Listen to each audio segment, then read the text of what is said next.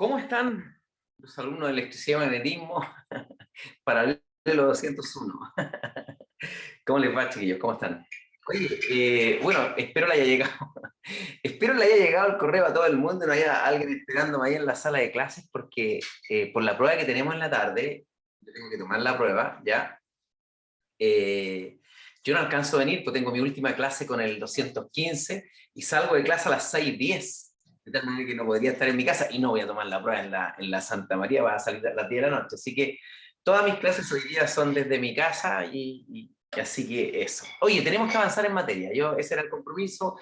Hicimos ejercicios de potenciar la clase pasada. Hay un problema, lamentablemente no he podido subirlo al YouTube porque se bloqueó el YouTube para varios profesores. Porque ustedes saben que todos los profesores y ayudantes metemos ahí en el YouTube oficial del curso, me refiero, y no reconoce a varios de los, entre ellos a mí, así que no pude subir y hasta el día de hoy todavía no puedo subir la clase del día lunes. Pero fue una clase de ejercicio, no en materia, así que están en todos lados. Y además le subí hoy día de madrugada un tutorial a mi canal, al canal Galaxia Espiral, sobre lo que me han preguntado, pero un montón de veces, cómo se calcula un disco. Ahí está hecho en el tutorial, si no lo han visto y tienen tiempo antes de la prueba, echen una miradita, un tutorial cortito, unos 40 minutos, donde resuelvo el problema del disco y además el problema de un disco con un agujero, ¿ya?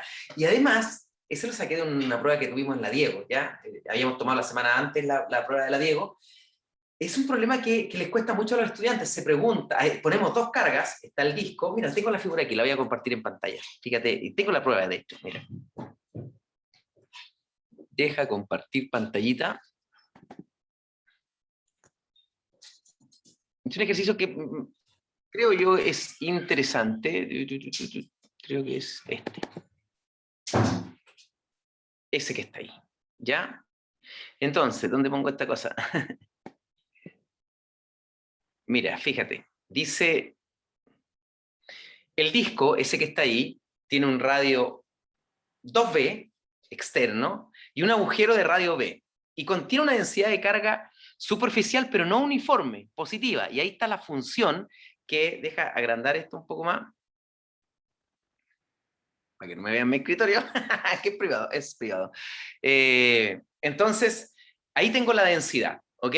Fíjate que aparentemente es una función re compleja. Y fíjate que en puntos de alta simetría, en el eje de simetría, voy a poner una carga de magnitud menos Q y otra carga de magnitud más Q en el punto menos B. ¿Qué es lo que se pide? Primero, determinar el campo eléctrico en el punto rojo. Y la pregunta B desarma a cualquier estudiante cuando tiene que resolver estos problemas. ¿Cuál es la fuerza neta? Ojo, la fuerza neta que actúa sobre el disco debido a estas dos cargas. Estas dos cargas ejercen fuerza, lo empujan para arriba, lo empujan para abajo, lo mueven para el lado, hay que calcularla. Entonces, ahí los alumnos es que tienen que desarrollar un algoritmo que tiene que ver con la ley de acción y reacción. ¿Ok? Entonces, les dejo, ese fue el tutorial que les publiqué. Si les interesa entender esa parte, es cortito, de unos 40 minutos. Hay toda una introducción del disco. ¿Por qué? Porque les integré el disco, hice la integral, no como lo hace el CIER, para que tengan dos herramientas. El CIER está hecho con anillos. Nos quedamos discutiendo con los estudiantes, con algunos estudiantes de este curso y del otro paralelo, cómo se trabaja con disco, con planos, ya con densidades superficiales, porque trabajamos con RAW, con Gauss, trabajamos con alambres, pero no habíamos hecho algún disco, así que ahí está hecho, por si lo quieren ver, tampoco es del otro mundo, porque está hecho en todos lados, los ayudantes publican a cada rato, ¿no es cierto?, tutoriales con disco y cuestiones, así que vean ustedes si les sirve el material y si no, no pasa nada. No. A esta altura, si no quieren revisar más material porque están hasta acá, no pasa nada, ¿ok?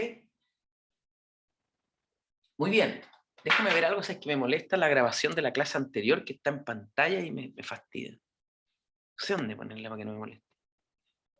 Ahí la voy a dejar. Ya, pues, oye, como siempre ustedes molestan, no, nunca molestan los estudiantes, pero me escriben abran nomás el micrófono porque ando sin lente, pues chiquillos, entonces me cuesta mucho, ya no importa. A ver, hola. No, Seba, no hay integrales complicadas para la prueba, relájate. No, tranquilo, no van a haber cosas hiperbólicas y esas cuestiones raras. Y acuérdate que si hay un problema complicado de integral, le damos la tabla de integrales. Joaquín, ¿qué cosa? ¿Dónde está qué cosa? No sé lo que me preguntas. El ¿Ya? tutorial del ejercicio que dijo. en mi canal, pues yo no me diga que después de tanto tiempo todavía no tenía acceso al Galaxia Espiral. Bueno, por ahí, no sé, siempre los chiquillos cuando preguntan, oye, si alguien tiene el link, póngalo ahí, ahí está, siempre hay un alumno que está atento. Ya, pues igual, al término de esta clase, para que no se me vayan, voy a dejar unos 15 minutos libres completamente para que me hagan preguntas, si es que vale la pena, ¿verdad? A esta altura, aclarar dudas, no tengo ningún inconveniente. Mientras tanto, tengo que avanzar en materia. Tengo que pasar una materia re importante para el certamen número 2. Me parece que, no sé si alcanzamos a poner, me parece que ni siquiera habíamos puesto el título. Si es que no lo pusimos, por favor, pongan entonces condensadores.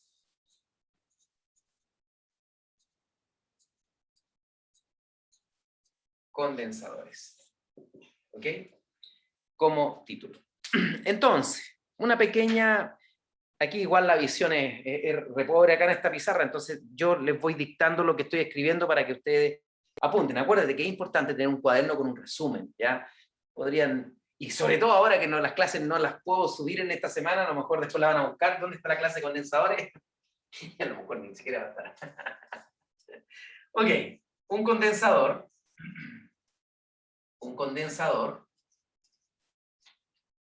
es un dispositivo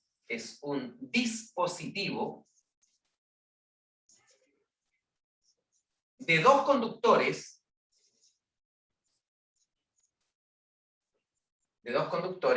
que puede almacenar carga eléctrica.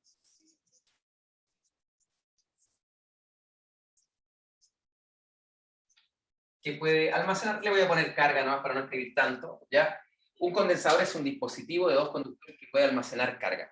Fíjate que vamos a hacer una pequeña, muy breve, de 2 minutos, introducción histórica, porque es interesante cómo se va desarrollando la tecnología a lo largo de los años.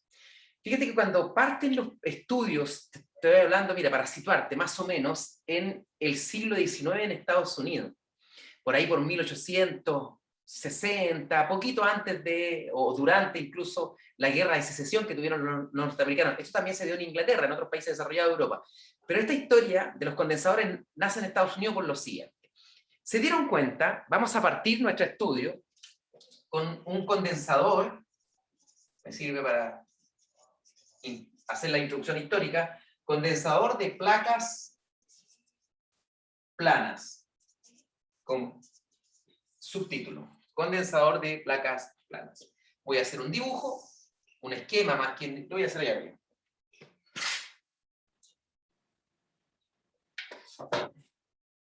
Me queda entonces. Imagínate que tengo una placa, puede ser cuadrada o rectangular, puede tener otra geometría, pero hagámosla más o menos simple. ¿Ya? Dame un segundo, ¿no?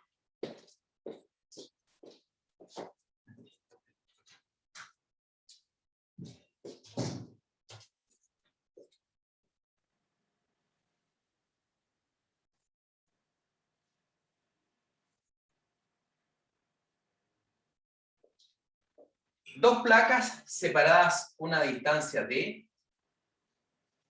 y con un área A, las dos iguales, tienen que ser, eso sí, iguales, ¿ya? Para el condensador plano, después condensadores cilíndricos o esféricos podrían no ser. Entonces, estas placas tienen cables terminales para ser conectadas a algún dispositivo que vamos a ver más adelante son baterías, básicamente. Entonces, en este territorio norteamericano, con tremendas extensiones, sobre todo en el oeste, se dieron cuenta que en las grandes ciudades ya estaban cambiando las luminarias, estaban sacando las luminarias que funcionaban con parafina y las reemplazaban por luminarias que funcionaban con algún tipo de carga eléctrica. Pero ellos querían llevarse a su pueblo, a su condado, al lugar de donde eran ellos, esta magia, ¿verdad? Esta carga eléctrica.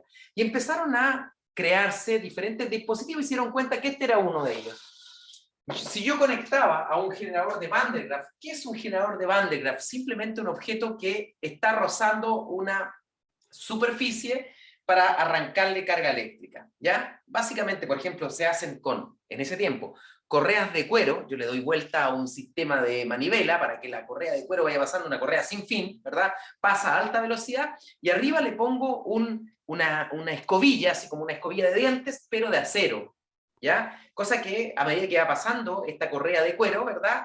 Va con un roce muy importante con la escobilla, termina destruyéndola después de muchas vueltas. Pero le arranca electrones, y por lo tanto yo puedo hacer que estos dos cables estén conectados, uno a la correa, el otro a el cepillo. ¿Qué pasa? Que si yo le arranco electrones a la correa, si le arranco electrones a la correa queda positiva y el cepillo queda negativo. Y eso lo conecto a estas placas, y estas se llenaban de esa corriente, de esa carga, digo, y quedaban almacenadas. Entonces fíjate que los tipos dijeron, chuta, yo voy a hacerme un condensador, y se dieron cuenta de algo importante, que mientras más cerca estuviesen las placas sin tocarse, teniendo un aislante en el medio, más carga podía almacenar. Entonces empezaron a construir tremendos condensadores, y los condensadores de aquella época eran del porte de una carreta. Tenían que contener en una carreta, que era el sistema que se movilizaban sobre todo en el oeste. Entonces llegaban, le pagaban a alguien, al que tenía la maquinita esa del cuero, y cargaban su condensador. Y se iban a su localidad, al condado, a donde tuviesen que llevarse la carga. Y 2 días de viaje, mínimo 2 días de viaje y a veces más. Y cuando llegaban a su casa, veían que la carga no estaba, se iba.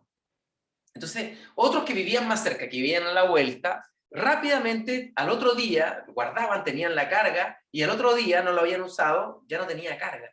Entonces se dan cuenta que el condensador era para almacenar carga eléctrica, no era un dispositivo que la mantuviese.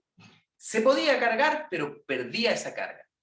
Entonces ahí fueron inventadas las baterías. Esos sí son sistemas que en el potencial químico de los ácidos involucrados, ¿verdad?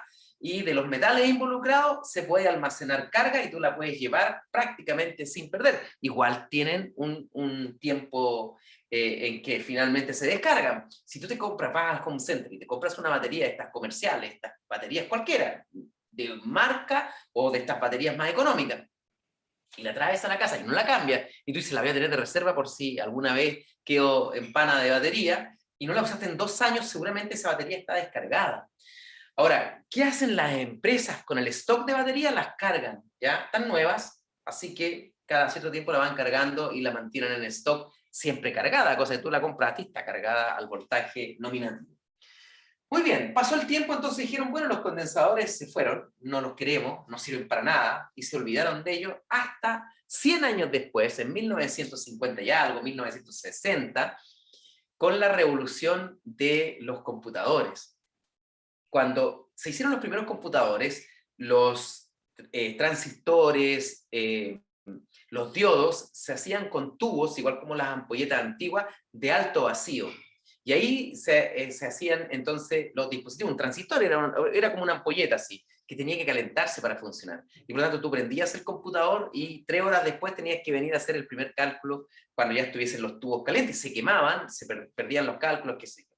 Hasta que sale el silicio, estos materiales semiconductores que conversábamos la otra vez, y se genera entonces la industria de la miniaturización de todos los circuitos. Y aparecen los computadores livianos, los teléfonos, etcétera, y un montón de otras aplicaciones. Y necesitaban filtros, filtrar información, y llegan a que el condensador antiguo, claro, no vamos a trabajar con un condensador que cae en una carreta, sino que los tipos hicieron condensadores cada vez más pequeñitos. Y se dieron cuenta que mientras más grande sea el área de las placas y más juntas están, esos condensadores tienen mayor capacidad para almacenar información, carga, y además te sirve como circuito simulando cualquier tipo de valor. ¿Cómo lo hicieron? Tomaron una cinta delgada de papel metálico, o sea, un metal, una cinta, así como los antiguos VHS. Si tú desarmas la cinta de VHS, esa es magnética. Esta no, simplemente era metálica, era un papel metálico, así como una cintita de los cassettes antiguos. Y tenían una cinta metálica, que era la primera placa, y sobre ella ponían una segunda cinta metálica, y para que no se tocara le ponían un barniz muy delgado, aislante, para que no hiciera contacto eléctrico. Entonces hacían un sándwich súper largo de esta cintita, y la enrollaban, así, la enrollaban, ¿verdad? Y quedaba un barrilito. Y ese barrilito lo encapsulan en un tubo metálico, y los condensadores actuales tienen esta forma, una patita más larga para indicarle el positivo al operario. Y esto lo van a ver ustedes. Abren el capot del auto, en el motor de arranque hay un condensador grande, que es un dispositivo de seguridad en el auto. Ustedes abren dispositivos, los teléfonos están llenos, ¿verdad?, de condensadores más chiquititos. Y hay otros condensadores de cerámica que están hechos con, parecen una lenteja con dos patitas, ¿ya? Eso es para los que interesan los circuitos Nosotros vamos a ver, por supuesto, la parte teórica, ¿ok? Muy bien, después de esta intro histórica del viejo oeste y de los condensadores, vamos a conectamos, seguimos con nuestra discusión ahora más física, conectamos los terminales del condensador, terminales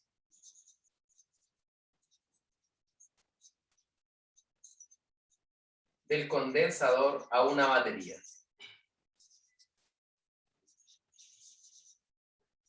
A una batería. Dame un segundito, ¿eh? Mientras ustedes copian, vengo al tiempo.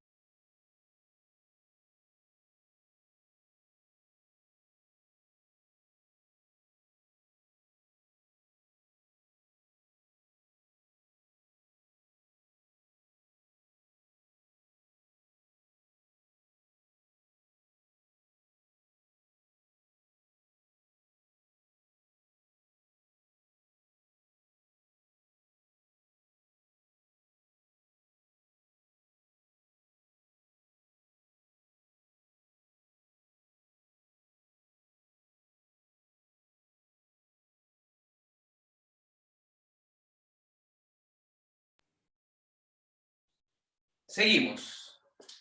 Entonces, por supuesto, nosotros no vamos a estar haciendo esos dibujos, vamos a trabajar con símbolos dentro de un circuito.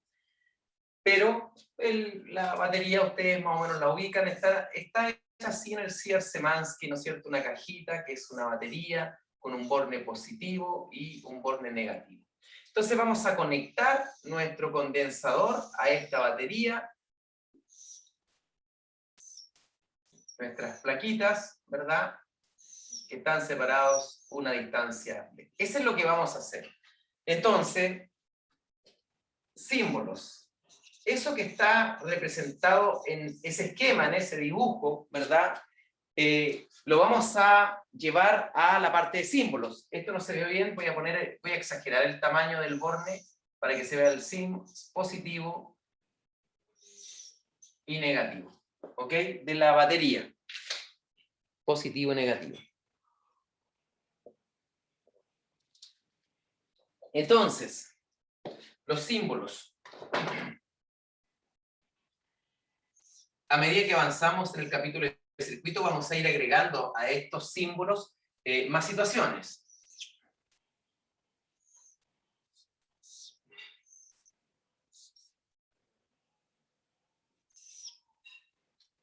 Este sería un condensador.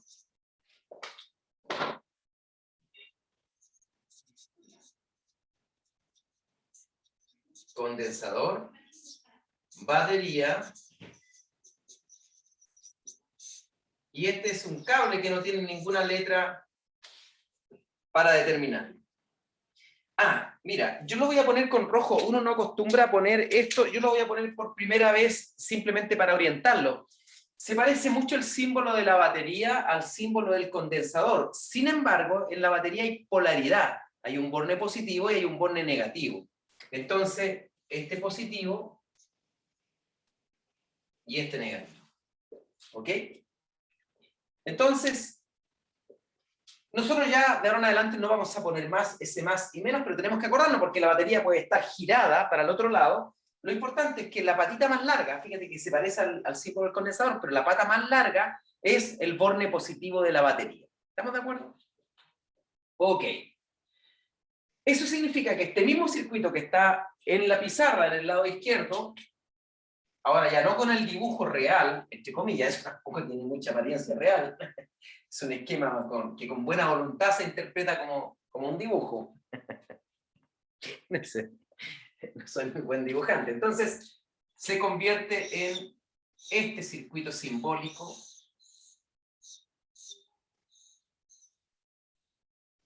una batería y el condensador. ¿Ok? La batería conectada al condensador. Como la pata la puse ahora al revés, la pata positiva está a la izquierda, yo sigo ese cable, la lámina de la izquierda del condensador quedó cargada positivamente y la otra quedó cargada negativamente. Si yo hago un zoom de esta parte, voy a tomar la placa, mirada de perfil,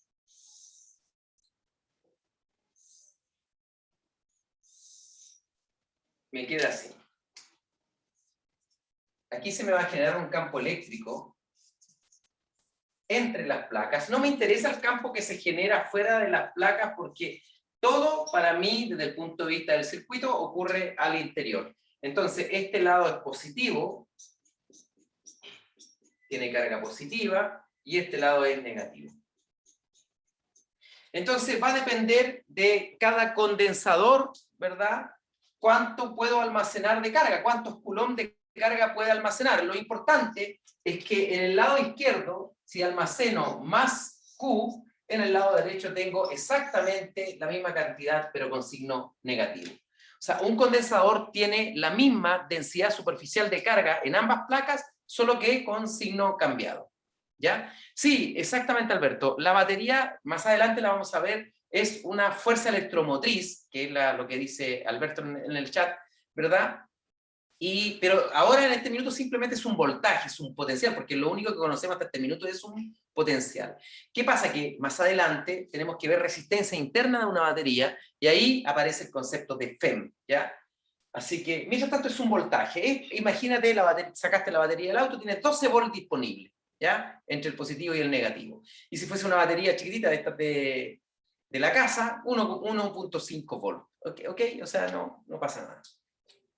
Muy bien.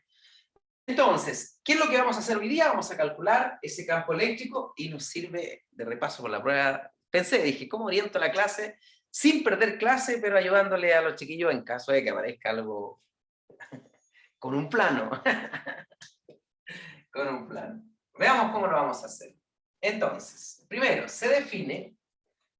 Oye, yo ayer encontré 2 plumones nuevitos de paquete, y ¿qué hago yo? Que se me olvida cuando estoy haciendo clase, y los juntos con los viejos. Bueno, supongamos que es este. Se define... No, este no. C, el cociente de Q sobre B. Esto lo ponen con un doble cuadrito, acuérdate que en nuestros apuntes los dobles cuadritos son tremendamente importantes, y el diccionario, lo voy a poner aquí abajo por la luz, C se llama capacidad. Q es la carga, B potencial. Fíjate que esta misma ecuación la voy a escribir con rojo. ¿Cómo lo escribe el Csikszentmihalyi? ¿Ya? ¿Cómo lo hace Csikszentmihalyi en el libro? Por si están estudiando. Yo nunca me quiero apartar del libro, pero aquí creo que comete una exageración. Pone que la capacidad es igual a la carga del condensador partido por la diferencia de potencial entre el borne positivo y el negativo. Pero yo les recuerdo la discusión que nosotros ya tuvimos en clase, en que dijimos que de ahora en adelante, cuando ya vimos diferencia de potencial, mientras en el contexto de circuito, entrando a circuito, siempre que aparezca el potencial solo, B, siempre va a ser una diferencia de potencial. En un circuito nunca hay un potencial absoluto. ¿Ok? Dicho esto, entonces, nos quedamos con esa expresión. Capacidad, naturalmente, del condensador. ¿Capacidad para qué? Se llama capacidad a secas. La magnitud es una magnitud física, es como la masa, es como el tiempo, es como el volumen. Pero me representa, ¿no es cierto?, la capacidad que tiene el condensador para almacenar carga, ¿ya? Para almacenar carga. Esto equivale a la capacidad que tiene, por ejemplo, un estanque de almacenar agua. Yo digo, este vaso que está aquí, esta taza, tiene una capacidad de 250 centímetros cúbicos para almacenar, ¿ya? Entonces, si yo me tomo un café con la taza llena, he tomado, ¿no es cierto?, agua con café equivalente a 250. Podría, fíjate, como ahora me queda menos café, podría no estar a capacidad máxima. Lo mismo va a ocurrir con los condensadores. Podría yo conectarlo a una batería que lo cargue, pero no a su máxima capacidad, ¿ok? Tiene una capacidad máxima dada por SQ cociente. Muy bien, en el sistema internacional de medidas, cada vez que vemos una magnitud nueva,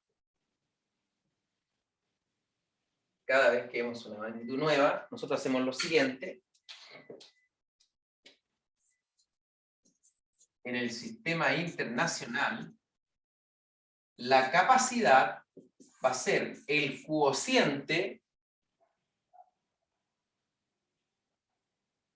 Esta salud. Pero sin luz se ve menos. Por ahí, la apago nomás solamente para hacer esta parte de acá y después la vemos.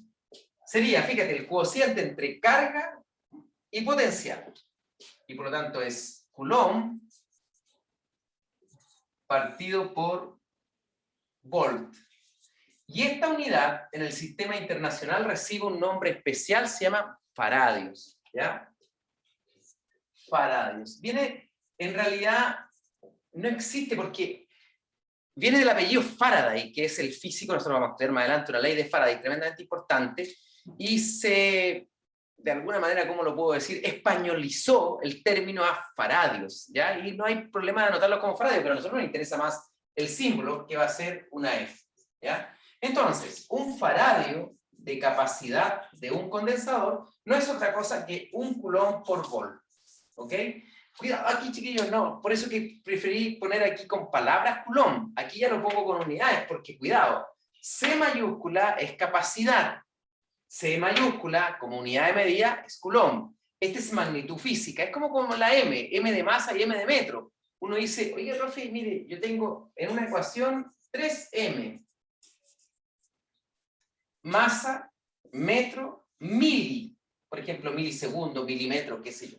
¿Cómo las voy a distinguir las tres? El contexto. Porque yo podría escribir, ¿no es cierto?, una masa de 20 kilogramos, una longitud de 20 metros, ¿verdad? Y un tiempo de 30 milisegundos. Entonces no hay posibilidad de equivocarse.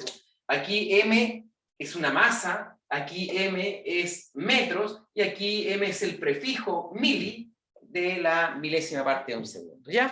Esto es cosa de simplemente hacer que el cerebro se empiece a acostumbrar, ¿verdad? Así que no pasa nada. Coulomb con capacidad no lo pueden confundir, en verdad, ¿ya?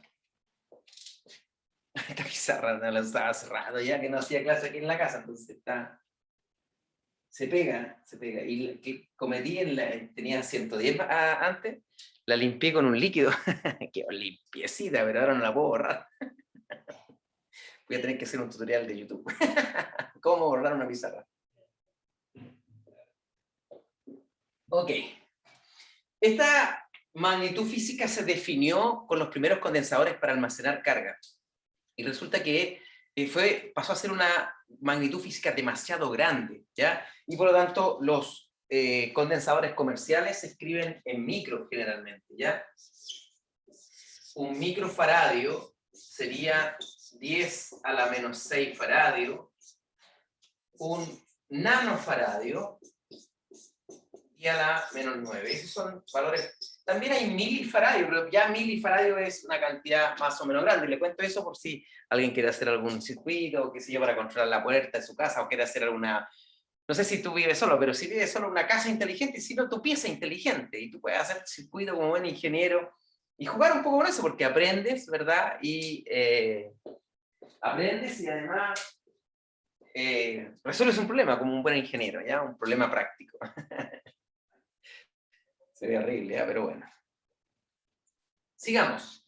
Tenemos entonces la capacidad, y ahora vamos a calcular la capacidad para el caso particular del condensador de placas planas y paralelas. ¿Cómo lo vamos a hacer? ¿Ya?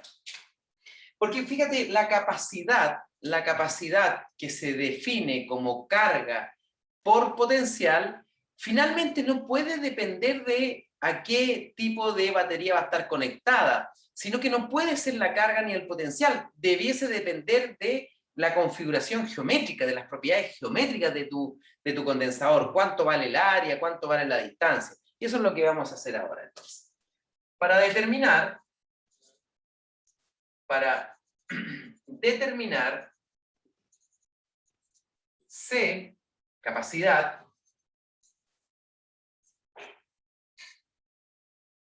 en un condensador plano,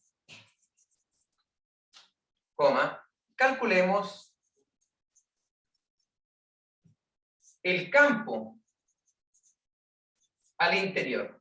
El campo E, por supuesto, el campo eléctrico. ¿Ya? Vamos a hacer todo el análisis para una placa, para la placa positiva, simplemente porque, no sé por qué siempre trabajamos con la carga positiva. ¿Ah? Hay un sesgo de género positivo negativo en los condensadores. Positives. Podría hacerlo con el caso negativo, ¿ya? Da lo mismo. Entonces, vamos a calcular el campo, pero vamos a tomar un límite. Y este les va a servir para la prueba, me imagino yo, ¿no? Para la prueba de inglés. Mirado de perfil, esta es una placa, ¿ya? Es una placa, ¿verdad? Y la estoy mirando yo de perfil. Entonces, igual le doy una cierta extensión, pero me la debo imaginar muy delgadita para que sea una simple superficie. Entonces, este tiene una carga total. Pero vamos a suponer, ¿ya?, que la distancia de separación entre las placas es muy pequeña respecto del área de las placas. Entonces, si es que quiero calcular el campo, aquí está la placa negativa, ¿verdad? Estoy muy cerca del plano. Y si la veo como muy grande, ¿qué límite podría tomar?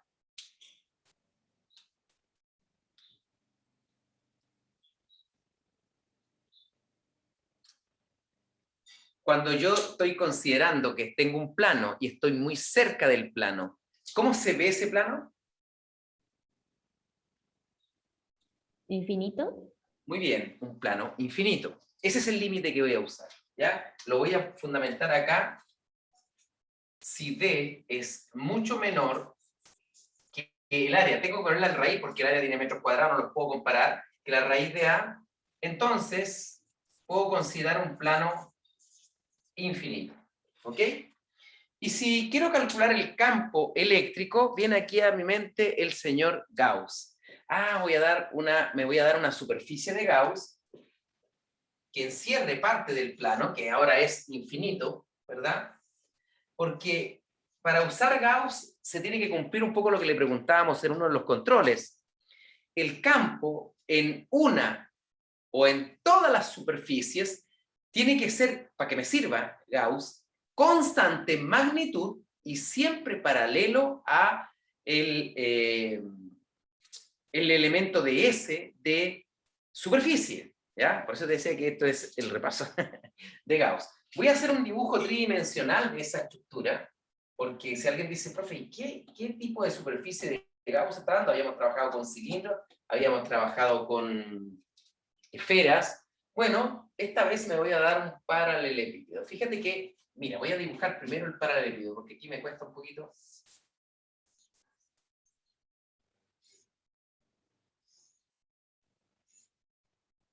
Una cajita, ¿ok? Ahora lo estoy dibujando en perspectiva. Déjame ver si se ve eso. Sí. Y se supone que el plano está aquí. Estoy dividiendo el plano de esa manera, ¿ok? Entonces el plano en verdad sigue.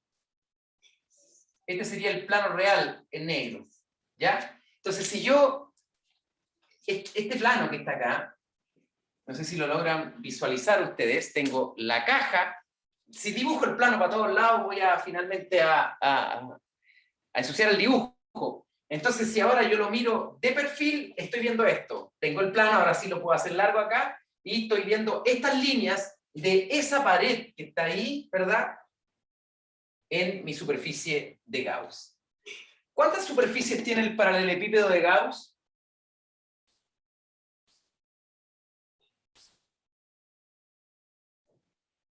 Contesten nomás.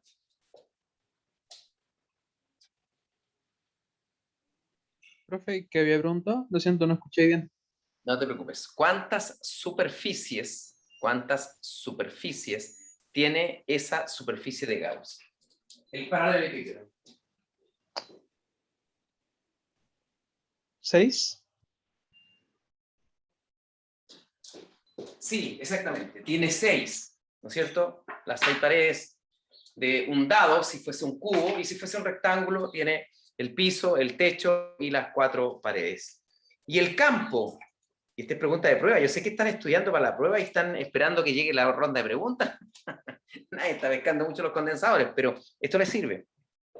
El campo en estas 6 superficies, ¿dónde es constante y paralelo al vector de S?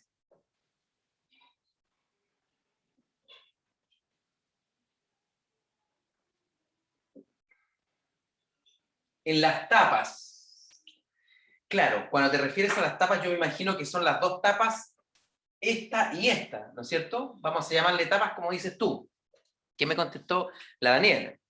Entonces, perfecto. Aquí el vector apunta para allá y el vector de S también apunta para allá. ¿Ok? Pero tú misma, Daniela, o cualquiera de ustedes, ¿quién me podría decir por qué es constante en toda la superficie del campo?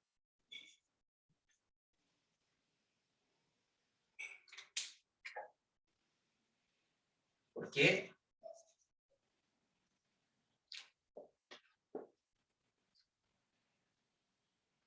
Primera cosa, tiene razón Daniela, porque la distancia al plano es la misma. En toda esta superficie, que sería esta tapita que está acá, si yo la pintara de rojo, esta tapita que está acá, sería entonces la misma distancia, todos los puntos de ese plano están a la misma distancia del plano correcto, pero no me queda muy claro por qué yo debo suponer que todos los vectores campo en esa superficie apuntan en esa dirección y valen lo mismo. ¿El plano se considera infinito, la placa? Sí, claro, se considera infinito.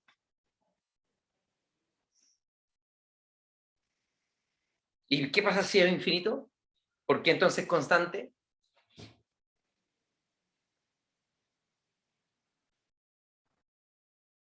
Claro, tú tienes razón. Porque es infinito se cumple lo que estamos diciendo, pero hay que fundamentarlo de otra manera. Mira, si este es el plano y este es un punto cualquiera del plano, aquí está. Tú dices, mire, profe, esto lo hemos discutido tantas veces, lo hice justamente en el tutorial de la noche que le edité anoche, lo hicimos con la barra. Si tú tomas un trozo de carga, en algún lado de este eje va a haber otra carga que está a la misma distancia, cuyo campo apunta así. Sumado a esos dos me da para allá.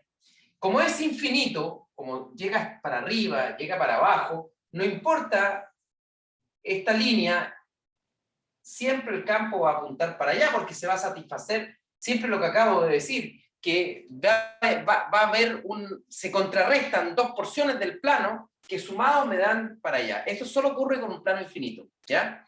Entonces, en estricto rigor, el plano, por ser infinito, me genera un campo, primero constante en toda la región del espacio, y perpendicular al plano. Eso lo vamos a escribir, por si llegásemos a aparecer en la prueba hoy día, ¿verdad? Plano infinito,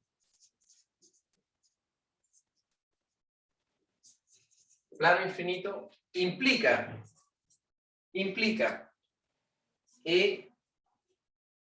constante en todo el espacio,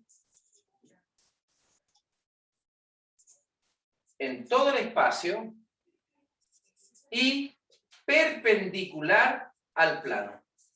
Eso es porque el plano es infinito. Ahora, en términos prácticos, si yo tengo esta pizarra cargada y estoy calculando a 1/10 de milímetro el campo generado por esta tremenda pizarra, eso estaríamos bien en el plano infinito. Por supuesto que si estoy aquí arriba, justo en el borde, ya no es válido porque no se puede ver el infinito, ¿ya? Muy bien, recuerden esto, un plano infinito siempre me va a generar un campo constante en todo el espacio perpendicular al plano. Entonces, existe flujo exclusivamente en las tapas que mencionaba Daniela. No hay otro flujo. ¿Por qué? Porque en esta tapa también hay campo, en esa tapa de arriba, en el techo, pero el DS apunta para arriba. Y abajo apunta para abajo. No voy a dibujar los de S que son perpendiculares a la pizarra, el que sale de la pizarra y el que entra, que sería el equivalente a estas dos que están acá, ¿ya?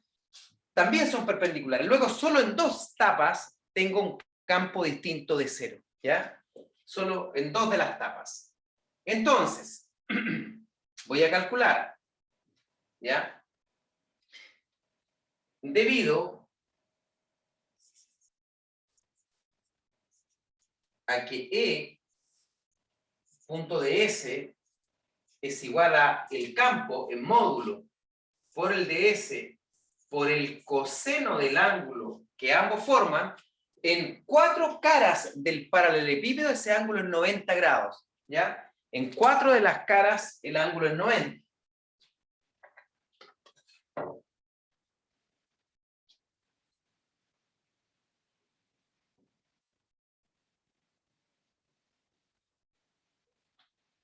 Entonces, en 4 caras, θ igual 90, y por lo tanto el flujo es 0. Solo existe flujo en las dos tapas. En las dos tapas paralelas al plano. Espero estén entendiendo esto porque fue el único ejercicio que no hicimos en clase de Gauss. Nosotros hicimos un cilindro con el hilo infinito, ¿verdad? Hicimos esfera ya hasta la saciedad, ¿verdad? Pero el plano estaba al debe. ¿Por qué generalmente los profes no vemos el plano infinito? Porque tenemos que verlo con el condensador. Por eso que lo dejamos para después, ¿ya? Pero lo podríamos haber hecho sin problema. Muy bien, las dos tapas paralelas al plano, que sería esta y la que está atrás. Entonces, Gauss, en este caso, sería E punto de S igual a la carga encerrada partido por epsilon 0. Ese es el teorema de Gauss. Y voy a tomar esta integral y la voy a dividir en el campo de S tapa 1 más la tapa 2 más la tapa 3 más la tapa 6. No las voy a escribir todas porque se entiende, ¿ya? La idea.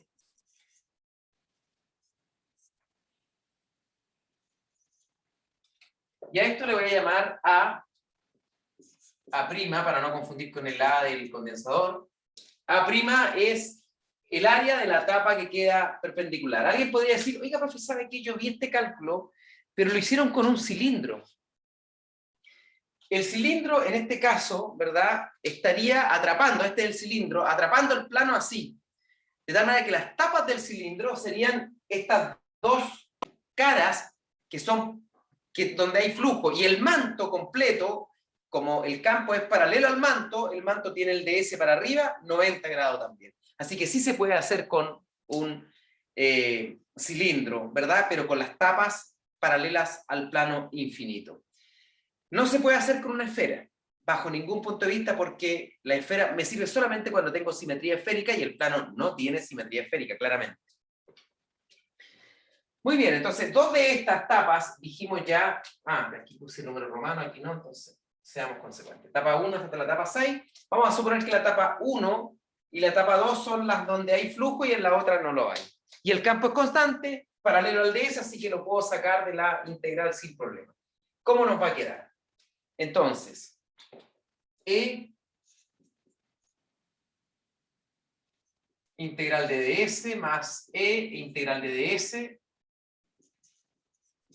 tapa 1 y tapa 2, las dos donde el flujo es distinto de 0.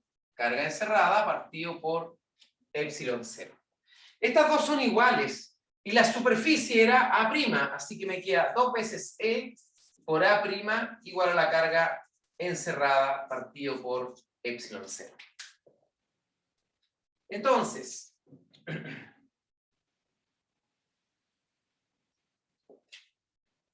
el campo en módulo va a ser igual a la carga encerrada partido por 2 veces A' epsilon 0. Falta determinar la carga encerrada, pero en el dibujo que teníamos, lo voy a hacer aquí mismo abajo, teníamos la placa cargada, ¿verdad? Y teníamos la superficie de Gauss, esta cajita que lo atraviesa, de esta manera. Estas son las dos tapas A', entonces ahora con rojo voy a dibujar la carga que quedó encerrada por el paralelepípedo, sería esta que está aquí. ¿Ok? Entonces yo puedo definir un sigma que va a ser la carga encerrada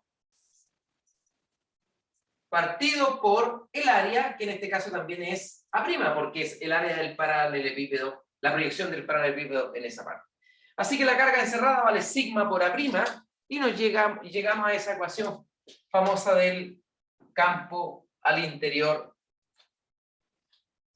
Entonces, el campo va a ser la carga encerrada, que vale sigma por A', dividido por 2A' epsilon 0. Luego, sigma por 2 epsilon 0.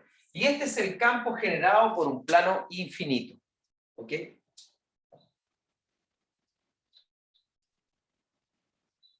¿Qué hora es? Campo generado por un plano infinito. ¿Ok? Si le quisiéramos dar, de alguna manera, dirección al plano, tenemos que poner algún sistema de referencia. Por ejemplo, si el plano está en el plano infinito, está en el plano XY, entonces este campo estaría en el eje Z, porque es perpendicular al plano. Entonces aquí voy a dibujar el plano, suponiéndolo, tengo que hacer el dibujo finito naturalmente. Entonces yo podría escribir que ese campo, si es que le doy referencia vectorial, va a ser sigma 2 epsilon 0 según Catongo, para mi sistema de referencia. Cuando no tengo un sistema de referencia en particular, me basta escribir el módulo. Hasta ahí me sirve todo este desarrollo como repaso para el Gauss de la tarde, el que tenemos en la prueba, pero estamos calculando otra cosa, el campo al interior del condensador. ¿Profe? Entonces, volvamos al ¿Profe? condensador. ¿Sí? Una pregunta. No. Me retracto. No hay pregunta entonces, no hay problema. Mira, estamos diciendo lo siguiente. Yo hice el cálculo para una placa, pero el condensador está hecha por dos.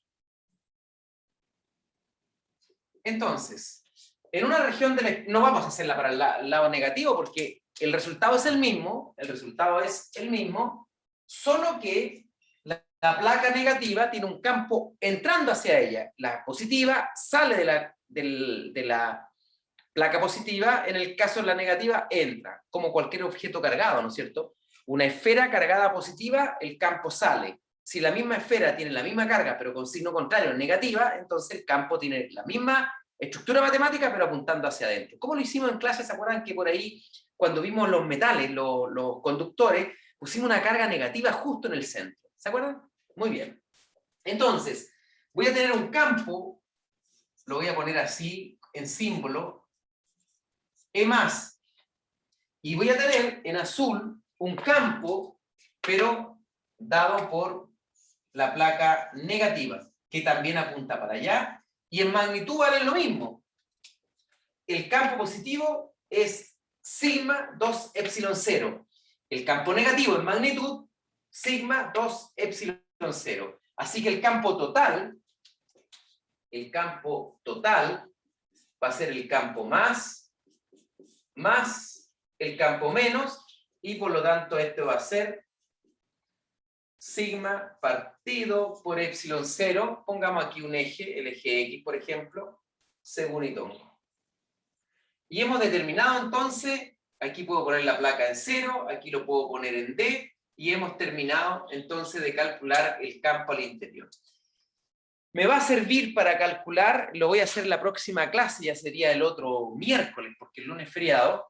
Vamos a calcular cuánto vale el potencial, porque si tengo el potencial y tengo la carga, voy a poder determinar la capacidad. me adelanto un poco, la capacidad va a ser proporcional al área de las placas, cosa que es como lógica. Puedo almacenar carga, ¿no es cierto?, a gran escala si tengo áreas muy grandes de los planos. Y me va a quedar inversamente proporcional a la distancia de separación, a la distancia D. El D va a quedar abajo, ¿ya? Pero voy a quedar hasta acá por el compromiso son compromiso. Le dije que iba a dejar la parte final de la clase por si hubiese algún tipo de pregunta. ¿Ya? Ah, ¿Profe? corre tan rápido, me dijeron. Lo siento, Fabián, no sé qué me dice Carlos. Disculpen, ¿ah? El café me dio como... Ya, cuéntenme nomás, chiquillos. Dudas para la prueba de la tarde. Dudas conceptuales, no me pidan hacer un ejercicio porque eso ya a esta altura del partido no es. Yo voy a salir mientras de pantalla. Vengo al tiro, ¿eh? Mientras ustedes piensan en sus preguntas.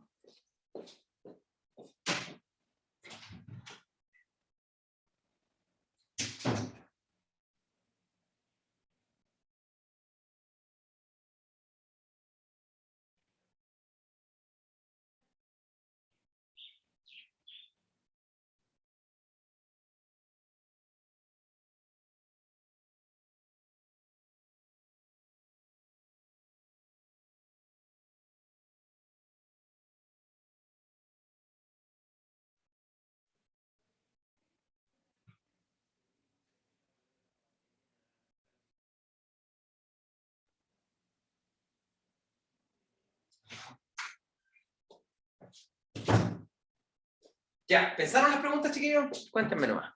Aquí hay una. En el certamen para las integrales, ¿es necesario demostrarlas? O si son integrales conocidas, ¿se puede poner el resultado? Claro, tú pones ahí, por ejemplo, si hay una integral polinómica, tú pones el resultado nomás. Por ejemplo, si te queda u elevado a menos 3 medios, que aparecen un montón de... Tú pones que el resultado es u elevado a menos 1 medio partido por menos 1 medio. No tienes que demostrar nada. Si son polinómicas, es simple. Lo mismo que las integrales trigonométricas archiconocidas, la integral de seno, la integral de coseno, ¿ok? Esas las puedes usar. ¿Cuándo tienes que ser más explícito? Por ejemplo, si usas un método para integrar. Tú dices, por ejemplo, en el tutorial que les publiqué, aparece una integral por sustitución simple, no la sustitución trigonométrica que habíamos trabajado en clase. Entonces tú pones usando sustitución simple y pones la sustitución. Si tuvieses que usar una sustitución trigonométrica, usando sustitución trigonométrica y te largas con tu desarrollo. Sí, mira, si tienes tiempo, solo si tienes tiempo suficiente, no seas tacaño con la verbalización de tus pasos matemáticos, porque nos sirve a nosotros los correctores para, si es que hay un error, detectarlo y cuantificarlo bien, porque de repente cuando uno no encuentra, hay un error y no lo encuentra por lo desordenado que está el desarrollo, siempre te va a costar puntaje a ti. En cambio, cuando está todo ordenadito y uno detectó un error, oye, nos llegó este chico el resultado, está todo ordenadito, acá está el error. Y lo pesquisa y era una trivialidad, que cuando transcribiste una integral a otro lado, en vez de ponerle 2, le pusiste 3, listo. Lo cambiamos, ¿ya? Así que eso es importante. Y además, por una cuestión, acuérdense que te dan las pruebas desde la casa, y hay unos comités, es como una especie de PDI, que toma pruebas al azar y las empieza a comparar. Ninguna persona, ningún ser humano habla igual que otro, escribe igual que otro. Entonces, cuando los desarrollos están literales, con las mismas palabras, despejando aquí, poniendo el asterisco y todo eso, eso es una copia, ¿ya? Por eso es que es bueno que tú escribas tus propias palabras en la prueba, porque te hacen único, y esa prueba no se puede comprar con ninguna otra, ¿ya? Se puede hacer con tableta. Tienes que subir al final de cuentas, al final de la prueba, acuérdate, tienes que subir un PDF a aula, así que cómo la haces no pasa nada. La gran mayoría de los alumnos trabaja en papel, le saca una foto y la envía. Si trabajas en tableta y vas a enviar el PDF sacada de tu ordenador, de la tableta, quédate naturalmente con el respaldo del archivo por si se perdiese, no lo pierdas, ¿ya? Lo mismo las hojas, pues no vayan a usarlas para otra cosa después, pues ya. Lo mismo te dije al inicio, Diego, mira, si la integral es del orden de las integrales que nosotros discutimos en clase, naturalmente, ¿verdad? Naturalmente, no les vamos a dar tablas integrales. Sin embargo, si la integral tiene un grado de dificultad mayor al curso mismo, le damos ahí un torpedo oficial con la integral correspondiente. ¿Ya? No pasa nada. ¿Qué otra pregunta? Profe, Sí. pero alguien estaba levantando la mano. El Rodrigo. Sí. Dime nomás, Rodrigo. Sí, tenía una duda en cuanto al ejercicio que hizo de la zona 2, en donde el potencial, la energía daba cero, el campo eléctrico. En la zona 2, donde había una superficie de Gauss circular. Ya, pero estamos hablando de qué ejercicio. Por ejemplo, ¿habían conductores? Ujú, sí, donde hay Era un conductores. Eso no me quedó claro, que en una quedó con campo eléctrico igual a cero y en otra distinto a cero. Claro, porque si estás en la región, yo me recuerdo un poco, no sé si estamos hablando del mismo problema, pero me recuerdo que, me parece que era así. Nosotros tenemos una manera de reconocer cuándo estás en una superficie gaussiana, conductora. Ojo que en la prueba podría no, si yo no hice el problema de los conductores no va a aparecer el hashtag, pero para nosotros era así algo particular, sui generis. El conductor es este, que está entre R1, este era el problema, ¿verdad? Sí. Por lo tanto, esta es la zona 2, esta es la zona 1 y esta es la zona 3. Acuérdate que hay una clase completa de conductores. Y en esa clase hay 3 puntos fundamentales que para la prueba de hoy día te la tienes que saber como tu root, como el número de tu carnet de identidad. Esto es, punto número 1. En un conductor el campo es cero, siempre, sin discusión. Está cargado, no está cargado, está en el sol, no está en el sol, está a la sombra. Es conductor, adentro, cero, cero. Campo cero, siempre.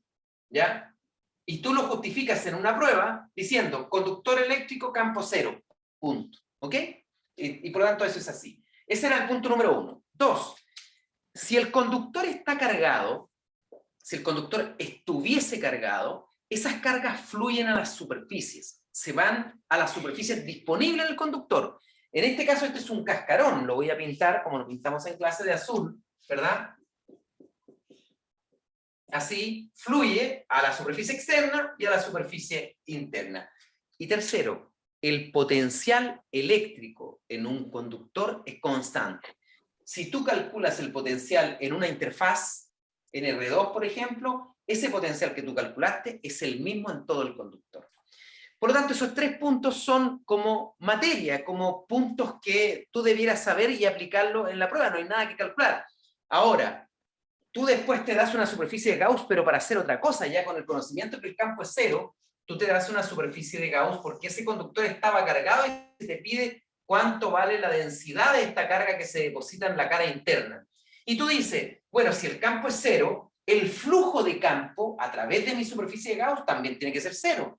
Y la única manera de que el flujo sea cero es que adentro de mi superficie de Gauss no tenga carga. Y aquí yo, en el ejercicio que desarrollamos en clase, puse una carga negativa. Por lo tanto, aquí se tiene que depositar una carga positiva equivalente a esta, salvo el signo, para que las dos, al sumarlas, me den cero. Ese ejercicio es como muy ilustrativo para el caso de los conductores. No sé si aclaro la pregunta que tenías, la duda que tenías.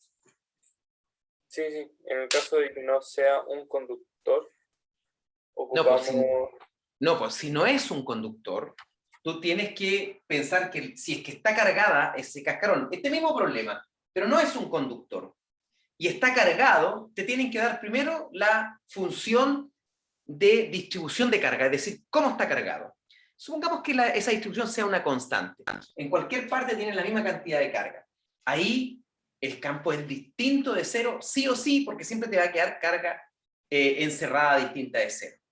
Sí, En el esa caso que no sea conductor, no es cierto que el campo es cero. Esa era la duda que me quedaba porque habíamos visto el ejercicio que era cero y habíamos visto el ejercicio en el que te daba un valor y se me había olvidado que ese valor no era constante. Claro, lo que pasa es que tú tienes que diferenciar, o sea, imagínate, tú te entregan tu prueba, tú miras, un problema por Gauss, es un cilindro, una esfera. Gauss. Listo. ¿Qué tengo? Aparece un cascarón esférico, por ejemplo. ¿Es conductor? No. Listo. Me olvido del campo cero, potencial constante. No es un conductor. Y eso, de eso también hicimos harto. Nosotros el primer problema de aplicación de Gauss fue una esfera cargada, primero con densidad constante y después hicimos uno con densidad variable, sin meter conductores. Conductores fue, creo, 1 o 2 semanas después de haber visto Gauss. Y si es conductor, me acuerdo, en los conductores siempre el campo es cero y si es que están cargados aparecen densidades superficiales de carga. Y si hay, ojo, si el condensador no tiene carga neta, pero adentro tengo cargas, ¿verdad? También aparecen densidades de carga para anular la carga interior. ¿Ya? También lo hicimos en clase. ¿Profe? Espérate, que me hace una pregunta, Jairo, me Ya. dice, Ok. en el interior de los conductores el campo es cero. Perfecto, perfecto. No, ya, ahora sí, pregúntame nomás. Una cosa con respecto a lo que la carga, ¿era la carga la que se distribuía en la superficie del conductor? Si ¿O es no? que estuviese cargado, pero cuidado, era lo que te decía, podría no estar cargado e igual vas a tener densidades de carga. Por lo siguiente, mira, ¿te acuerdas que lo vimos en clase? Y esto, yo me extendí en esto porque es una de las cuestiones conceptuales más importantes. Y más, olvídate de ese problema que estábamos discutiendo. Ahora tengo otro casquete esférico, lo mismo, R1, R2, conductor, ¿ok? Pero está descargado, no tiene carga. Pero yo de puro pesado voy a ir y voy a poner aquí una carga de 5Q al interior. Esto es un espacio vacío, ¿eh? Este espacio, acuérdate que lo veíamos como un melón, ¿verdad? Que lo cortábamos, le sacábamos todas las pepas y lo volvíamos a pegar, entonces me queda un espacio vacío, no hay conductor. Aquí no hay conductor. El conductor está acá. ¿Ok? Van siguiendo la idea.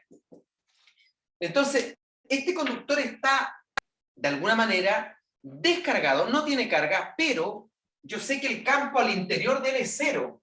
Por lo tanto, si me doy una superficie de Gauss, al interior de la superficie de Gauss, la carga neta me tiene que dar cero. Entonces tú dices, la única manera de compensar estos más 5Q es que aquí se me depositen electrones, de tal manera que si los sumo todos, ¿cuánto me tiene que dar? ¿Menos 5Q? Menos 5Q. De tal manera que Gauss me encierra una carga neta cero, pero el condensador estaba descargado. Entonces, si yo metí menos 5Q aquí, ¿qué carga aparece afuera? Cargas positivas, porque tienen que estar neutros, el condensador. Más 5Q. Equivalente, ¿cuánto? Más 5Q. Más 5Q, perfecto. Entonces, ¿puedo hacer el análisis con el condensador cargado o con el condensador descargado? Si está descargado es más simple, porque siempre la capa inferior va a tener un signo y la capa superior va a ser la misma, pero con signo cambiado, dependiendo del signo que ponga adentro. Si esta carga es negativa, se va a poner positivo adentro, negativo afuera. Fíjate que si yo miro ahora desde afuera a un condensador descargado con una carga adentro, lo que estoy mirando desde fuera son los 5Q que están adentro, en verdad, que se hicieron cero adentro y que pasaron. ¿Ok? Esta parte de los conductores a mí me gusta mucho, muy bonito. Profe, ¿Sí?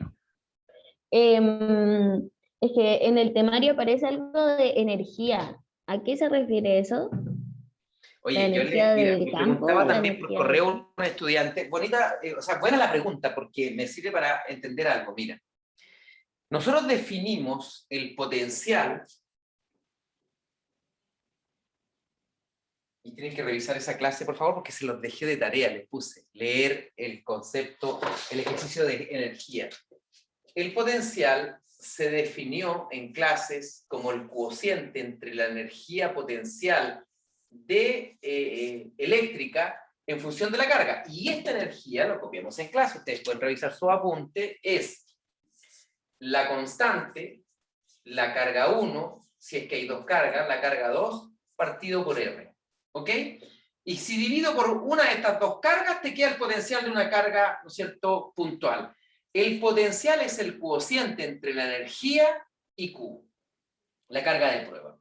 Entonces, si tenemos un ejercicio donde me pidan calcule la energía potencial cuando traigo una carga de prueba, suponte que tienes una esfera cargada, una esfera conductora, lo que sea. Y después el último ejercicio es calcula la energía potencial si traigo una carga de prueba y la pongo en tal parte. Entonces tú dices, chuta, yo nunca calculé energía potencial, pero estás totalmente entrenada para calcular potencial. ¿De qué manera? ¿Cómo lo hicimos en clase? Primero calculo campo eléctrico, después integro desde el infinito hasta ese punto y tengo la diferencia potencial. Y ese potencial lo multiplico por la carga y tengo la energía en ese punto almacenada. ¿Ok? Por eso que no, si tienes el conocimiento de cómo hacer cálculos de potencial, listo, está, tienes que multiplicar, tienes que traer una carga de prueba. Sin carga, tienes puro potencial, ¿ya? Es como el campo y la fuerza.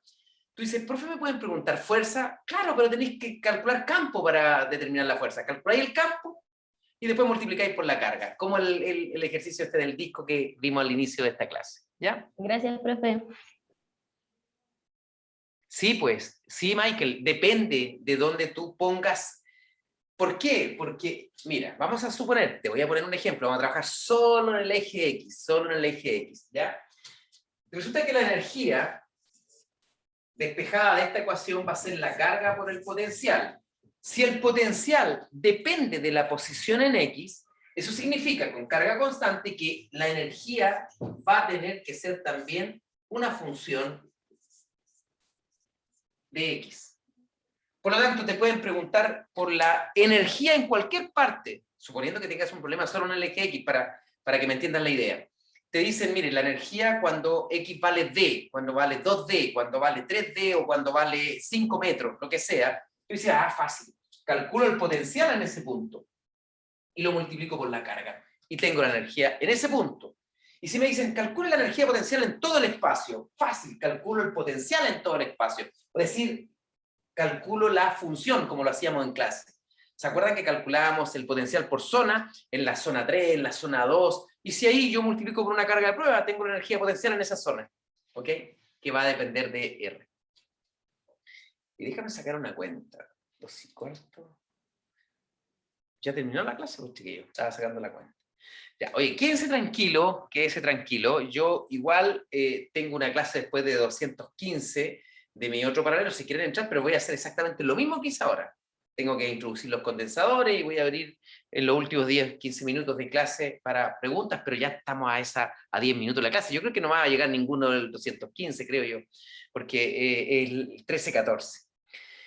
Nos vemos en la tarde, con tranquilidad, de ahora en adelante ya a descansar, si pueden repasar algo, pero algo livianito, algo no tan pesado, y descansen, chiquillos, ya está esto repartido, no más café, no más energética, descansen y nos juntamos a las 6:30 en la prueba. No sé si les tengo que tomar yo la prueba porque a ustedes los dividen en grupos, igual como las pruebas, como somos muchos alumnos en 120, lo que se hace es dividirlo en grupos y a mí me toca un grupo que puedo tener de cualquier paralelo, y a ustedes les puede tocar cualquier profesor o cualquier ayudante incluso, así que da lo mismo.